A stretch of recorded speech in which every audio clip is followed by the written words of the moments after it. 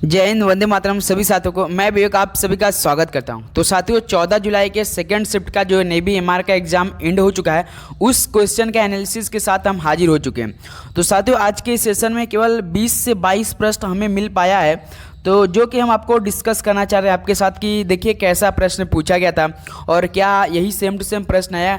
मेरे भाई जिस बंदों से बात होती है तो मुझे ऐसा ही प्रश्न बताते हैं, तो मैं वो आपके साथ शेयर करता हूँ। तो एक बार प्लीज़ कंफर्म कीजिएगा कि क्या यही सब क्वेश्चन पूछा गया था सेकेंड शिफ्ट में जो आज आपका पेपर खत्म हुआ है। तो सभी को बेस्ट ऑफ लक। अग्रिम बताइए जिनका थर्ड शिफ्ट है, यानी कल भी एग्जाम होने वाला है। ओके, तो देखिए आज का जो सेकंड शिफ्ट का पहला प्रश्न पूछा गया था मिट्टी से।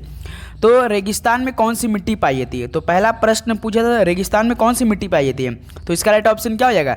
ध्यान देंगे तो बलुई मिट्टी पाई जाती है। अगर बलुई मिट्टी भी नहीं दिया होगा तो आपके प्रश्न में मरुस्थलीय मिट्टी रहा होगा, मरुस्थलीय मिट्टी पाई जाती है।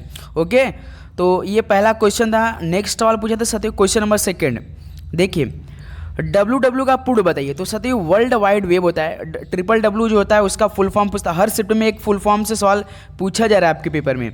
तो क्या होता है? वर्ल्ड वाइड वेब होता है। तो ऑप्शन बी बिल्कुल राइट ऑप्शन लग रहा है यहाँ से मेरे भाई। बी ऑप्शन आपका क्या बनेगा? बिल्कुल करेक्ट ऑप्शन हो जाएगा। नेक्स्ट अगला सवाल पूछा था क्वेश्चन नंबर थर्ड।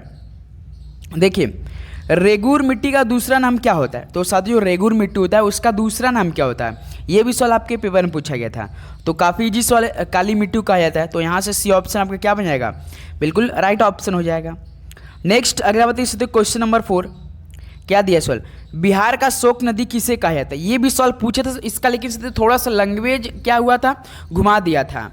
बिहार का शोक नदी किसे कहा जाता है? इसका राइट ऑप्शन हो जाएगा, ध्यान देंगे इसलिए कोसी नदी कहा जाता है। तो सी ऑप्शन एक बिल्कुल आपका राइट ऑप्शन है। एक बात आपसे शेयर करनी सकती हूँ, आपको मैंने बताया था कि आपको 1 से 2 बार क्वेश्चन को पढ़ना है, क्योंकि सर जो इस बार एग्जाम हो रहा है मेरे भाई वो थोड़ा सा घुमा फिरा कर लैंग्वेज आपको घुमा फिरा दे रहा है, इसलिए मेरे भाई आप लोग कन्फ्यूजन हो जा रहे हैं। काफ़ी भाई लोग से बात हुई तो करें सर थोड़ा सा जो भाषा है वो चेंज कर दिया जाए, हमें कुछ समझ में नहीं आ रहा है। तो मेरे भाई आप लोग को थोड़ा सा अच्छे को सवाल को अच्छे से पढ़ना है, उसके बाद राइट ऑप्शन है।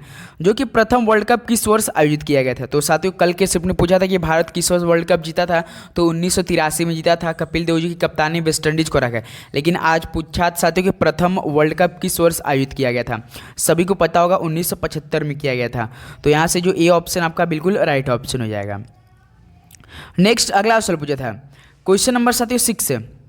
ये सवाल पूछा था स्वर्ण मंदिर कहाँ पर स्थित है? ये भी सवाल पूछा था स्वर्ण मंदिर कहाँ पर स्थित है? इसका right option Amritsar, Punjab, Amritsar. D option क्या हो जाएगा? बिल्कुल राइट ऑप्शन। मेरे भाई स्वर्ण मंदिर भी ये इस तरह सवाल नहीं पूछा था, गोल्डन मतलब गोल्ड मंदिर पूछा था, गोल्ड टेम्पल पूछा था। गोल्ड टेम्पल कहाँ पर स्थित है? गोल्ड मानी स्वर्ण होता है, सभी को पता होगा। तो अमृतसर पंजाब में। तो डी ऑप्शन यहाँ से आपका राइट ऑप्शन हो जाएगा। एक और सवाल पूछा था क्वेश्चन नंबर 7। देखिए इजराइल की भाषा क्या होती है? तो साथियों जो इजराइल की भाषा वो क्या होती है? इसका राइट ऑप्शन देंगे सभी साथी। तो इजराइल की भाषा क्या होती है? याद रखेंगे तो हिब्रू होती है या अरबी होती है। दोनों ऑप्शन में जो दिया होगा आपका बिल्कुल राइट ऑप्शन हो जाएगा। तो इस तरह के साथियों प्रश्न पूछा, जो भी सिलेबस है नेवी एमआर का उससे एक भी प्रश्न बाहर नहीं पूछा जा रहा, सब साथियों सिलेबस के आधार पर प्रश्न पूछा जा रहा है। तो एक सवाल पूछा था स्विट्जरलैंड की मुद्रा निम्नलिखित में से कौन से? तो साथियों स्विट्जरलैंड की मुद्रा क्या होती है? तो इसका राइट ऑप्शन स्विस फ्रैंक होती है। तो ये ऑप्शन जो बनेगा आपका बिल्कुल राइट ऑप्शन हो जाएगा। नेक्स्ट अगला सवाल पूछा था क्वेश्चन नंबर 9। देखिए माउंट एवरेस्ट किस पर्वत श्रेणी में स्थित है? तो साथियों जो माउंट एवरेस्ट है ये किस पर्वत श्रेणी में स्थित है? तो इसका राइट ऑप्शन होगा हिमालय में स्थित है। तो यहाँ से जो बी ऑप्शन बनेगा आपका ना बिल्कुल राइट ऑप्शन हो जाएगा। नेक्स्ट अगला बताएंगे क्वेश्चन नंबर 10। देखिए भारत की बुलबुल किसे कहा जाता है? तो मेरे पास जो भारत की बुलबुल है वो किसे कहा जाता है? तो इसका राइट ऑप्शन हम लोग को, आप लोगों को क्या आप लोग पढ़ते थे, भारत की कोकिला किसे कहा जाता था, ये सवाल पूछते थे। तो कोकिला यानी सरोजिनी नायडू या बुलबुल। तो यहाँ से सी ऑप्शन क्या हो जाएगा आपका? बिल्कुल राइट ऑप्शन हो जाएगा। तो इस तरह से साथियों आपके पेपर में प्रश्न बन रहे हैं जो कि काफ़ी अच्छे लेवल का सवाल बन रहे हैं और काफ़ी ईजी भी सवाल बने। जो भाई पढ़े होंगे देखिए उनको तो ईजी ही लगा होगा। क्यों? तो अंतर्राष्ट्रीय बुकर पुरस्कार किस वर्ष शुरुआत किया गया था? इस टाइप का भी सवाल पूछा गया था। तो 2005 में शुरू की गई। तो ये ऑप्शन बिल्कुल राइट ऑप्शन। एक बार साथियों आप लोग कंफर्म कीजिएगा जिनका भी सेकंड शिफ्ट में एग्जाम था क्या इसी प्रकार का सवाल बने थे, प्लीज़ एक बार कंफर्म जरूर कीजिएगा। विद्युत धारा को कैसे मापा जाता है? तो मेरे भाई विद्युत धारा को कैसे, अमीटर, एम्पियर जो होता है तो मेरे भाई तो अमीटर। यहाँ से सी ऑप्शन क्या हो जाएगा? बिल्कुल राइट ऑप्शन हो जाएगा। ओके नेक्स्ट अगला सवाल पूछा था क्वेश्चन नंबर 13। संविधान का जनक किसे कहते हो मेरे भाई? आपके संविधान का जनक शायद ये सवाल नहीं पूछा था, लेकिन मेरे भाई एक भाई ने बताया था। तो भीमराव अम्बेडकर साहब जनक जी हैं, बाबा साहेब जी। नेक्स्ट अगला सवाल पूछा था क्वेश्चन नंबर 14।